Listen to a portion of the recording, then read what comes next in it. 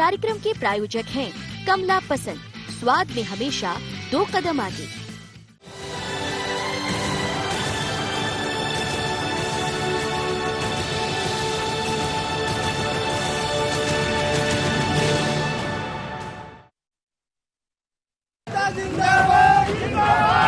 देश में चल रहे किसान आंदोलन का हल क्या मध्य प्रदेश से निकलेगा? बीते एक हफ्ते से प्रदेश सरकार ने किसान हित में जो कदम उठाए और किसानों को प्रधानमंत्री नरेंद्र मोदी के साथ जोड़कर जो संदेश दिया, इसका मतलब यही समझ आता है। जब प्रधानमंत्री किसानों के सामने आए तो उन्होंने किसान आंदोलन से लेकर विपक्ष की भूमिका तक स्पष्ट कर दी। मकसद यही था कि कृषि बिल की बातों को किसान समझें और केंद्र के साथ कदम से कदम मिलाएं। मोदी इस दौरान स्वामीनाथन कमेटी से लेकर किसानों की दशा और दिशा बदलने तक का अपना विजन साझा कर गए। मोदी से पहले मध्य प्रदेश के मुख्यमंत्री शिवराज सिंह चौहान ने खरीफ फसलों के नुकसान के 1600 करोड़ रुपए किसानों के खातों में पहुंचाने के साथ ही अपनी सरकार के इरादे बताए। झूठे आंसू बहाने वाले लोग कितने निर्दयी हैं, इसका बहुत बड़ा सबूत है स्वामीनाथन कमेटी की रिपोर्ट। स्वामीनाथन कमीशन की रिपोर्ट आई, लेकिन ये लोग स्वामीनाथन कमेटी की सिफारिशों को 8 साल तक दबाकर बैठे रहे। किसान आंदोलन करते थे, प्रदर्शन करते थे, लेकिन इन लोगों के पेट का पानी नहीं लिहाला। जिनकी खुद की राजनीतिक जमीन खिस गई है, वो किसानों की जमीन चली जाएगी, किसानों की जमीन चली जाएगी का डर दिखाकर अपनी राजनीतिक जमीन खोज रहे हैं। जो विश्वास आपने व्यक्त किया है, जान भले ही चली जाए लेकिन ये भारतीय जनता पार्टी की सरकार आपका विश्वास नहीं टूटने देगी, आपका भरोसा भंग नहीं होने देगी। किसानों के सबसे बड़े हितैषी अगर आज कोई है हिंदुस्तान में, कोई नेता है, तो उनका नाम है श्रीमान नरेंद्र मोदी जी। छोटे छोटे किसानों की चिंता की, प्रधानमंत्री किसान सम्मान निधि योजना उन्होंने प्रारंभ की, ये नरेंद्र मोदी है। पहले बैंक से किसानों को कर्जा नहीं मिलता था, ये श्रीमान अटल बिहारी वाजपेयी जी और नरेंद्र मोदी जी का उपहार है कि किसान भाइयों तुम्हें किसान क्रेडिट कार्ड बना के दे दिए। मैंने कोरोना के संकट के काल में 2200 करोड़ रुपया जमा करके 3100 करोड़ रुपया सीधे किसानों के खाते में डलवाने का काम किया। वो खा गए थे, हमने वापस दे दिया। आंदोलन दिल्ली में है, बात प्रधानमंत्री मध्य प्रदेश के किसानों से कर रहे थे। जाहिर है 2018 में किसानों के कर्ज माफी की बात को कहकर कांग्रेस ने वापसी की थी और फिर इसी योजना के ना पूरे होने पर उसे सत्ता से जाना भी पड़ा। यानी मोदी जानते हैं कि किसानों को धोखा किसने दिया, लेकिन कांग्रेस प्रधानमंत्री और मुख्यमंत्री की बातों को सिर्फ तमाशा बता रही है।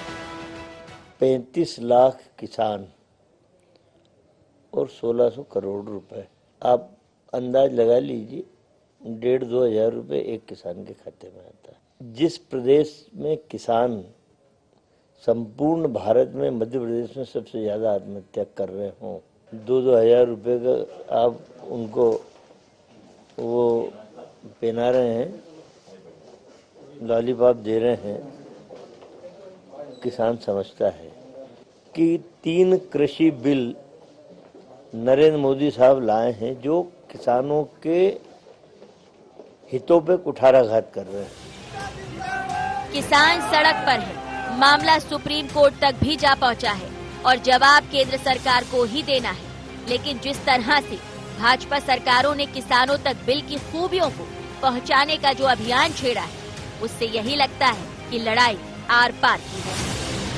Bureau report IND 24।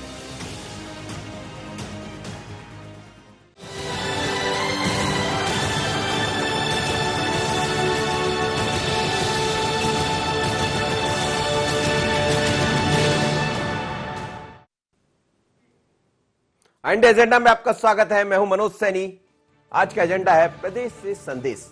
इस पर हम बात करेंगे, पहले डाल लेते हैं कुछ खास बिंदुओं पर निगाह। मध्य प्रदेश से किसानों के नाम पीएम के संदेश के क्या मायने? क्या कांग्रेस की किसान कर्जमाफी का छलावा रही वजह? क्या पीएम मोदी किसानों को समझा पाने में होंगे सफल? सड़क से कोर्ट तक की लड़ाई के बीच क्या होगा अन्नदाता के साथ इंसाफ? इन्हीं सवालों पर आज हम बात करेंगे एजेंडा में। और मध्य प्रदेश में आज दिखा कि सरकार तो लगातार किसानों के हित में कई तरह की घोषणाएं कर रही है। आज भी 1600 करोड़ रुपए डाले गए, लेकिन इस बीच जब प्रधानमंत्री वाकिफ हुए किसानों से तो कई तरह के उन्होंने आरोप लगाए, बल्कि कांग्रेस की जो सरकारें रही उन पर सवाल खड़े कर दिए। और अब जो किसान का आंदोलन चल रहा है उसमें उन्होंने कहा कि वो उनकी बात करते हैं कि उनकी जमीन कहीं और चली जाएगी, लेकिन जमीन तो कांग्रेस की खिसक रही। मकसद उनकी बात रखने का था, बिलों की अच्छाई गिनाने का था, लेकिन यहां से संदेश देने का मतलब क्या निकाला जाए? क्या सरकार ये मानकर चल रही केंद्र सरकार? और जिस तरह से आज किसान शामिल हुए, शायद एक बड़ा हुजूम था किसानों का, अलग अलग जिलों में भी वो बात कर रहे थे, वहां से बात पहुंचा रहे थे कि इस बिलों की खूबियां क्या है, लेकिन कांग्रेस की कमियां भी गिना रहे थे। यही आज हमारा विषय है, प्रदेश से संदेश। मेरे साथ 3 मेहमान जुड़ रहे हैं। संदीप पौराणिक जी रहेंगे, वरिष्ठ पत्रकार। संदीप जी आपका स्वागत है। कृष्ण गोपाल पाठक है, media panelist Bharatiya Janata party के। कृष्ण गोपाल जी आपका स्वागत है। अपराजिता पांडे जी हैं, कांग्रेस की प्रवक्ता। अपराजिता जी आपका भी बहुत स्वागत है। पाठक साहब, सबसे पहले आपके पास प्रधानमंत्री का यहां से संदेश, मध्य प्रदेश से संदेश क्या है? क्या ये माना जाए कि प्रधानमंत्री भी मानकर चल रहे हैं कि यहां से संदेश बेहतर तरीके से पहुंच सकता है देश के अन्य किसानों तक? देखिए मनोज जी, आज जो प्रधानमंत्री नरेंद्र मोदी जी ने मध्य प्रदेश के लाखों किसानों के साथ संवाद स्थापित किया है, वह वास्तव में मध्य प्रदेश ही नहीं पूरे देश के किसानों ने देखा है और सुना है। आज जिस प्रकार से देश में किसानों के बीच भ्रांति उत्पन्न करने की कोशिश की गई, कुछ लोग, कुछ बिचौलिए आज इस आंदोलन को लीड कर रहे हैं और उसमें हवा देने का काम कर रहे हैं राजनीतिक दल, विपक्षी दल। और वो विपक्षी दल जैसे कि कांग्रेस, आम आदमी पार्टी, जिन्होंने लगातार इन कृषि सुधार कानूनों को लाने के लिए भूमिका बनाई। कांग्रेस पार्टी में तो मनमोहन सरकार में जो केंद्रीय कृषि मंत्री शरद पवार हुआ करते थे, वो अपने हाथ में फाइल दबाकर उसके इन्हीं कानूनों को लेकर, सुधार कानूनों को लेकर विपक्षी दलों से सहमति का प्रयत्न करते थे। राहुल गांधी जी ने दिसंबर 2013 में बड़ी भारी प्रेस कॉन्फ्रेंस करके इन्हीं सब कानूनों के लिए जन समर्थन और जनमत तैयार करने की बात करी थी। आज जब नरेंद्र मोदी जी सरकार पहले ही दिन से अपना लक्ष्य बनाकर चल रही है कि हम देश में किसानों की आय को दोगुना करेंगे, लेकिन जब शरद पवार, कृष्ण गोपाल जी, लेकिन जब शरद पवार वो फाइल लेकर घूम रहे थे, आपके पास भी आए होंगे, आपसे भी कहा होगा, उस समय ये सब नहीं दिख रहा था। उस समय आप विरोध कर रहे थे। सत्ता बदलती है, बातें बदल जाती।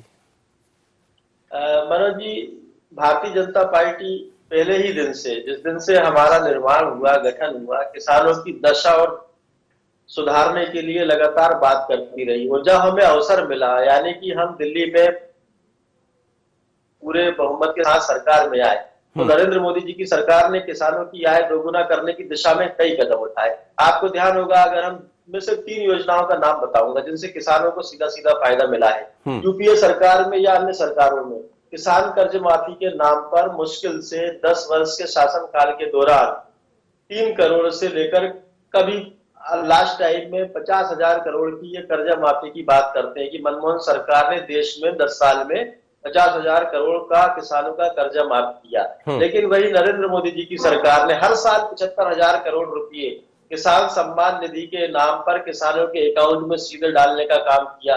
ना कोई दलाली, ना कोई कमीशनखोरी, ना राजीव गांधी का वो लॉजिक कि हम दिल्ली से 1 रुपया डालते हैं तो गांव तक पहुंचते पहुंचते वो 15 पैसे बचता है। यहाँ तो बैंक से ट्रांसफर कर रहे हैं, जितना ट्रांसफर साल में 6,000 रुपये मोदी जी ट्रांसफर करते हैं तो किसानों के अकाउंट में 6,000। पहली बात। दूसरी बात मनोज जी, हमसे ये किसी ने मांगा नहीं था। किसान सम्मान निधि बिना मांगे किसानों को दिया है। एक बहुत बड़ा काम जो बिना मांगे देश के गरीबों को नरेंद्र मोदी जी ने दिया है, जिसका फायदा देश के 79% किसान उठा रहे हैं, प्रधानमंत्री आवास योजना का। 79% किसान है उसमें, 5.5 करोड़ किसान देश के अपने छत पर पक्का घर देख रहे हैं। तीसरी और बता दीजिए जल्दी से, तो फिर मैं चलता हूँ अपराजिता जी के पास। तो तीसरी बात उनको भी बहुत कुछ बताना होगा। चाहूंगा मनोज जी, जो 3 कानून आए उसमें प्रधानमंत्री जी ने आज बिंदुवार स्पष्ट करने की कोशिश की है कि हमने किस प्रकार से एमएसपी पे खरीदी को बढ़ाया है, एमएसपी को बढ़ाने का काम किया है। मुझे सिर्फ आप आधा मिनट और दें, मैं अपनी बात पूरी कर दूंगा। गेहूं पर मनमोहन सरकार में 1400 रुपए एमएसपी मिला करती थी, समर्थन मूल्य हमने उसको बढ़ा के 1975 किया। 1310 धान पर थी, हमने 1870 रुपये प्रति क्विंटल किया। 1520 ज्वार पर थी, हमने 2640 किया। 1950 रुपए मसूर पर थी, हमने 5100 किया। 3100 रुपए चने पर थी, हमने बढ़ाकर 5100 रुपए किया। चलिए आप सूची दे दीजिएगा, चला देंगे सर। कृष्ण गोपाल जी बहुत लंबी। मनोज जी मेरी बात पूरी हो जाने दे, बहुत इंपॉर्टेंट बात रह गई है। 4300 रुपए तुअर पर थी, हमने 6000 बढ़ाया और 4500 रुपए मूंग पर थी, हमने एमएसपी 7200 रुपए तक पहुंचाया। कांग्रेस पार्टी के जवाब देना पड़ेगा कि जो एमएसपी 1.5 गुना से 1.5 गुना बीजेपी सरकार, नरेंद्र मोदी जी की सरकार बढ़ाती है, हर साल बढ़ा रही है। और चलिए जवाब ले लेते हैं, अब हो गई आपकी बात, जवाब दे दीजिए। एमएसपी मनोज जी मेरी आखिरी अब क्या बचा? आखिरी बात, एक मिनट और। अब आप 30 साल में पहले मनमोहन सरकार के पहले जो अभी है ना अपने पास टाइम, कृष्ण गोपाल जी उस पर भी बात करें प्लीज। मनोज जी, मैं आज 303 पार्टियों के सांसदों वाली पार्टी का प्रवक्ता हूं। आप मेरे को 44 सांसद वाली पार्टी से ज्यादा समय देंगे आरोप लगाने। चलिए बोलिए। 2014 के पहले, यानी कि 5 साल पहले, ये अगर धान खरीदते थे तो 1700 लाख मीट्रिक टन की खरीदी करते थे बस ये केंद्र सरकार। लेकिन इस जब से नरेंद्र मोदी जी आए हैं तब से 3000 लाख धान खरीदी हो चुकी है। 4.25 लाख मीट्रिक टन केवल तिलहन पर ये खर्च करते थे, हमने 56 लाख मीट्रिक टन खर्च किया है। ये सारे आंकड़े अब वो आप देखिए, आप किसान मैंने मान लिया कि आपके पास सीटें ज्यादा हैं, आप बड़ी पार्टी है, लेकिन वो कहेंगी मैं भी महिला हूं, ऐसा मत करिए। अपराजिता जी मेरे साथ बैठे। अपराजिता जी जवाब दे दीजिए। अब मैं बहुत लंबा सवाल आपसे करूंगा नहीं, क्योंकि बहुत समय तो कृष्ण गोपाल पाठक जी ने ले लिया, आपको भी समय देना जी। देखिए मनोज जी, मैं सबसे पहले अपनी प्रतिक्रिया शुरू करना चाहूंगी पूरे देश के किसानों से माफी मांगकर कृष्ण गोपाल पाठक जी की तरफ से, जिन्होंने कहा कि किसानों को भ्रमित किया गया है अन्य राजनीतिक दल और कांग्रेस पार्टी ने। इससे बड़ा अपमान देश के किसान, देश के अन्नदाता का नहीं हो सकता। ये लड़ाई भाजपा बनाम कांग्रेस की नहीं है, राजनीतिक दलों की लड़ाई नहीं है, ये हमारे देश के अन्नदाताओं की लड़ाई है। उनके हक के लिए, उनकी आय के लिए, उनकी फसल के लिए लड़ाई है। तो इसको राजनीतिक रंग देने की जो भारतीय जनता पार्टी की लगातार कोशिश है, पहले मैं विनम्रता से हर किसान से माफी मांगना चाहूंगी। बात करते हैं कि बहुत बड़ा राजनीतिक दल है, 300 से ज्यादा सांसद है। मैं इनको याद दिलाना चाहूंगी हमारी 402 सीट थी, और जब किसान आए थे राजीव गांधी जी के टेन्योर में, उनके कार्यकाल में, तो बहुत अच्छे से शांति पथ पे कांग्रेस पार्टी का ये ट्रेडिशन रहा है, बहुत अच्छे से उनकी बात सुनी गई, बहुत इज्जत करती है कांग्रेस पार्टी अन्नदाताओं के साथ। तो उस प्रकार का हमने व्यवहार किया। आप क्या व्यवहार कर रहे हैं दिल्ली बॉर्डर पर, वो भी जनता देख रही है और भारत देश देख रहा है, आपको जवाब मिलेगा। बहुत बड़ी पार्टी है, वो दिख रहा है आपका। मोदी जी कच्छ में बात कर सकते हैं, मोदी जी मध्य प्रदेश के किसानों से बात कर सकते हैं। जो किसान इस कड़कड़ाती ठंड में बैठा है, उससे मोदी जी या फिर अमित शाह जी हैदराबाद जा सकते हैं चुनाव के लिए, बट उनसे बात नहीं की जा सकती। और 2-3 चीजें जो आप बात करते हैं ना, 2 चीजें, सिर्फ 2 चीजें गारंटी कर देते ना, किसान उठ के अपने वापस घर चले जाते हैं। आप मुझे गोपाल पाठक जी उसका जवाब दीजिएगा। एमएसपी, न्यूनतम समर्थन मूल्य गारंटी कर दीजिए लीगल तरीके से। और मोदी जी स्वयं, मोदी जी की बात क्यों नहीं सुनते? जब वो, सबको पता है, कंज्यूमर अफेयर्स की कमेटी में थे, उन्होंने ही रिपोर्ट प्रस्तुत की थी और कहा था एमएसपी को लीगल करे, जो मनमोहन सिंह जी को उन्होंने रिपोर्ट दी थी। आज अपनी प्रॉमिस पे बैक ट्रैक कर जाते। ये लोग जब बात करते हैं स्वामीनाथन कमेटी की, मनोज जी, बड़ा हास्यास्पद है। बार बार कहते हैं इनके बारे में, ऐसे राजनीतिक दल से आप क्या अपेक्षा करेंगे?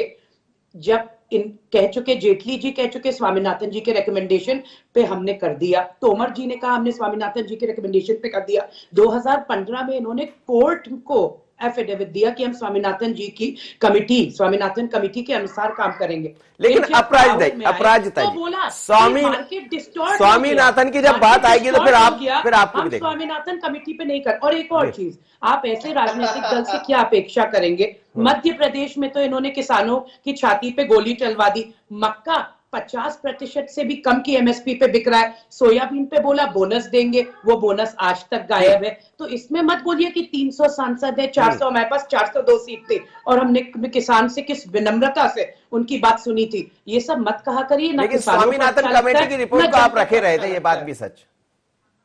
चलिए, मनोज जी आपकी बात है। उषा ठाकुर इन्हीं की मंत्री हैं। वो कहती है 2 दिन पहले कि किसान दलाल हैं, आतंकवादी है, नक्सल्स है। ये आप अपने, चलिए मैं लौट रहा हूँ मैं ये जानना चाह रहा था कि स्वामीनाथन कमेटी की रिपोर्ट को आपने क्यों रखा। लौट रहा हूँ अपराजिता जी। संदीप पौराणिक जी काफी इंतजार कर रहे हैं और वो भी सोच रहे होंगे कि कृष्ण गोपाल पाठक जी बहुत कुछ कह गए, बड़ा लंबा समय। सर, बड़ी पार्टी है सबसे बड़ी, संदीप पौराणिक जी, भारतीय जनता पार्टी। ये बात भी सच है कि मोदी जी सब जगह से बोल रहे हैं लेकिन वहां नहीं पहुंच रहे जहां किसान बैठे हैं। एक आध बार चले जाए वहां पर तो मुझे लगता है समस्या हल हो जाएगी, और जो यहां से कह रहे हैं वहां से जाकर कह दे। पर यहां से संदेश देना कैसा देखते हैं आप? देखिए मनोज जी, मध्य प्रदेश की जो पहचान या कहें जो बनी है वर्तमान दौर में, कहा जाता है कि शिवराज सिंह चौहान एक किसान नेता हैं और मध्य प्रदेश किसानों के लिए बड़ा काम कर रहा है पिछले 15 सालों का, और वर्तमान दौर की बात यही कही जाती है। मध्य प्रदेश से अच्छा प्लेटफॉर्म प्रधानमंत्री के लिए दूसरा कोई हो नहीं सकता था देश में, लिहाजा उन्होंने मध्य प्रदेश को चुना। शिवराज की एक किसान राजनेता के तौर पर छवि गढ़ी गई है, बनाई गई है पार्टी की ओर से। जनता के बीच कितनी है ये अपन नहीं कह सकते, लेकिन चुना सिर्फ इसलिए गया क्योंकि मध्य प्रदेश की पहचान बेहतर उत्पादक राज्य में है, गेहूं का ज्यादा उत्पादन करने वाले राज्यों में है, जो पंजाब से भी ज्यादा है। इसलिए यह बताने की कोशिश की गई है कि मध्य प्रदेश का किसान इस समय खुश है। इसका बड़ा अर्थ है। जो कार्यक्रम आज हुआ है उसका मायने यह है कि मध्य प्रदेश से आंदोलन की कोई वैसी आग नहीं दिख रही है, वैसा किसान प्रदर्शन करते नजर नहीं आ रहा है। वहीं दूसरी ओर राज्य सरकार ने किसानों के खाते में पैसे डालने की तमाम बातें हुई हैं। इसलिए संदेश देने की कोशिश हुई है कि मध्य प्रदेश का किसान खुश है, प्रसन्न है। यही स्थिति देश के अन्य हिस्सों में है और लगातार बीजेपी यही कह रही है कि ये जो किसानों का आंदोलन चल रहा है दिल्ली में, ये पंजाब के किसान और कुछ राज्यों के किसान हैं। वास्तविकता ये नहीं है, कई राज्यों के किसान उसमें शामिल हैं। लेकिन एक बात मैं जोड़ना चाहूंगा कि चाहे कृष्ण गोपाल पाठक जी की बीजेपी से हो, चाहे अपराजिता जी हो कांग्रेस से, बात किसानों की एमएसपी की करते हैं लोग कि हमने 100 रुपए बढ़ा दिया, हमने 50 रुपए बढ़ा दिया, हमने 300 रुपए बढ़ा दिया। क्या कभी हम लोगों ने यह आकलन किया, इन राजनेताओं ने, कि कर्मचारियों की सैलरी किस रेशो में बढ़ी, संसद में बैठे हुए प्रतिनिधियों की सैलरी किस रेशो में बढ़ी, और विधानसभा में बैठे विधायकों की तनख्वाहें कितनी बढ़ी? क्या कभी इस तरह से तुलना होगी किसान की? यही कारण है कि इस देश का किसान संपन्न नहीं हो पा रहा है। जिस दिन राजनेता इस तरह से तुलना करने लगेंगे, उस दिन वाकई में ये किसान खुशहाल होगा, संपन्न होगा और देश की प्रगति में उसकी भूमिका और ज्यादा हो। बिल्कुल आपने ठीक कहा है, और यही एक सबसे बड़ी चर्चा भी है जो हमेशा बनी रहती है कि किसान उतरता है, आंदोलन होते हैं, सरकार कोई भी रहे, लेकिन बात नहीं बनती। स्वामीनाथन रिपोर्ट की बात होती है, वो कांग्रेस के समय रखी रहती, बीजेपी सरकार में बाहर आती, लेकिन लाभ किसको मिलता? चलिए इस मुद्दे पर आगे चर्चा जारी रखेंगे। एक छोटा सा ब्रेक, अभी लौटते हैं।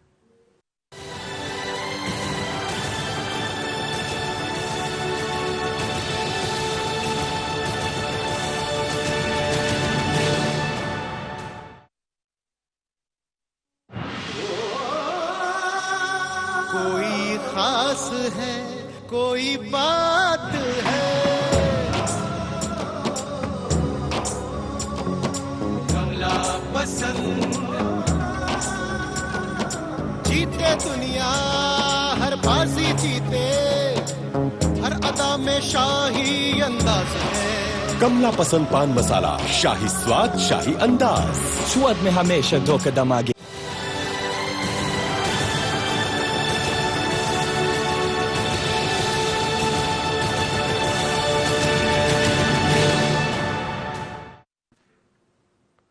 प्रदेश से संदेश, हम इसी मुद्दे पर बात कर रहे हैं। मेरे साथ 3 मेहमान जुड़े हैं, सीधे चलेंगे कृष्ण गोपाल पाठक जी के पास। कृष्ण गोपाल जी, आपने तमाम तरह की एमएसपी गिना दी, बातें गिना दी, कहां समर्थन मूल्य पर काम हो रहा है वो भी गिना दिया, पर ये नहीं बता पा रहे हैं आप लोग कि प्रधानमंत्री जी सब जगह से बात कर रहे हैं, वहां जाकर क्यों देरी कर रहे हैं?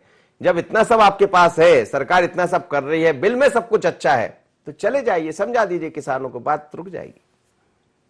देखिए मनोज जी, इसके 2 पक्ष हैं। पहले तो मैं वरिष्ठ पत्रकार पुराणिक जी की बात से भी सहमति रखता हूं कि क्यों उस अनुपात में किसानों को मिलने वाले दाम नहीं बढ़े, और भारतीय जनता पार्टी की नरेंद्र मोदी जी की सरकार ने वही प्रयास किया है। हमने एमएसपी को जिस तेज गति से बढ़ाया है, उसके आंकड़े मैंने अभी आपके सामने प्रस्तुत किए थे, और पूरा देश उनको मान रहा है, जान रहा है।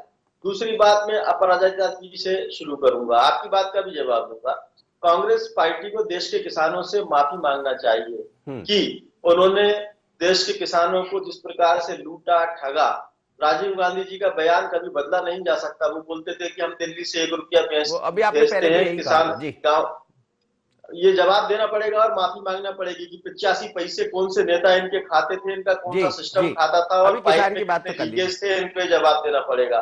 तीसरी बात, इनको ये भी जवाब देना पड़ेगा कि किसानों के आंदोलन के नाम पर कंधे पर बंदूक रखकर ये लोग क्यों आज किसानों के बीच जाकर शर्जील इमाम और उमर खालिद जैसे दंगाई और आतंकवादी को रिहा करने की मांग कर रहे हैं? किसानों के आंदोलन में शर्जील इमाम और उमर खालिद का क्या काम? कांग्रेस पार्टी को जवाब, मेरी बात का जवाब नहीं दिया आपने, मेरी बात का जवाब नहीं, समय नहीं है मेरे पास। आपकी बात का जवाब दे रहा हूँ। भारतीय जनता पार्टी की सरकार लगातार दिल्ली में जितने किसान मर गए उनके माफी मांगी की बात हो चुकी है।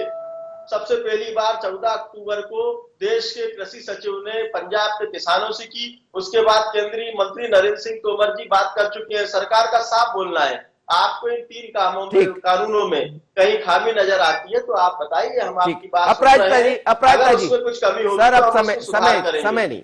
अपराजिता जी क्या कह रही है, आप अपनी बात कीजिए। अपराजिता जी, गोपाल पाठक जी को ये समझना होगा कि आज भारतीय जनता पार्टी को माफी मांगने की जरूरत है। थोड़ी संवेदनशीलता दिखाइए। दोनों मांग लीजिए। इस ठंड में मर रहा है और अपने राजहट से हंसिए मत। आपकी असंवेदनशीलता सुन लीजिए, मैंने आपके बीच सुन लीजिए, ये मेरा मौका है। गोपाल जी सुन लीजिए, अब थोड़ा सा आप डेकोरम प्लीज सुन लीजिए मेरा है। हाँ देखिए डेकोरम मेंटेन करिए। हंस रहे हैं, किसान देख रहा है इनकी असंवेदनशीलता। किसान देख रहा है, माफी मांगिए। सुन लीजिए कृष्ण गोपाल जी, थोड़ा सा समय दीजिए। अपराजिता जी महिला है, ये इनकी आदत है, जहाँ कोई सच बोलने लगता है तो ये बौखला सुन लेने दीजिए। जनता नहीं तो कहेगी आपने बोलने नहीं दिया। जनता सुनना चाहती है, बस बौखला ही है। इतनी बौखलाहट आपकी साफ दिख रही है। उसका जवाब भी मैं ले रहा हूँ कृष्ण गोपाल जी। बाकी लोग देख रहे होंगे, लग रहा होगा कि आप नहीं बोलने दे रहे। बोलने दीजिए फिर आप बोलिए। हाँ बोलिए अपराजिता। देखिए मनोज जी, सिंपल सी बात है, अपना राजहट छोड़िए, अपना राजधर्म निभाइए, अपने अगली फसल और अगली नस्ल की के लिए सोचिए। कृष्ण गोपाल पाठक जी, यहाँ पर बौखलाहट दिखाकर चिल्लाने की कोशिश मत करिए। दिख रहा है फालतू की बात जैसे शब्द मैं आपकी पार्टी के लिए यूज कर सकती हूँ, बट ना वो मेरी नीति और नियत का परिचय होगा, ना मेरी पार्टी की नीति और नियत का। बट आप जिस तरीके से बौखलाहट करके बात कर रहे हैं, वो आपकी पार्टी और आपकी स्वयं की नीति और नियत का परिचय जनता देख रही है, किसान भी देख रहे हैं, जाने जा रही है। हंसना बंद करिए, असंवेदनशीलता आज बंद करिए। आपके जितने भी सांसद हो, याद रखिएगा, अन्नदाता रहेंगे। आपकी पार्टी के 300 सांसद आपको बचा नहीं पाएंगे, समझे? जवाब आपको देना है। चलिए, किसान दिल्ली की ठंड में मर रहा है, प्रधानमंत्री मोदी जी क्यों नहीं जाकर? मैं आऊंगा। समय रहेगा आपसे जवाब ले लूंगा। पहले संदीप जी की बात रख लेने दीजिए। आपके खिलाफ खड़ा हो गया। संदीप जी की बात रख लेने दीजिए, क्योंकि जहां हम जाना चाह रहे हैं उस जगह ना जाकर बाकी सब कुछ दिखने लगा। संदीप जी ऐसे अरे आपको किस तरीके से संदीप जी बड़ी बात आपने कही, ये क्या हमने नहीं देखा है?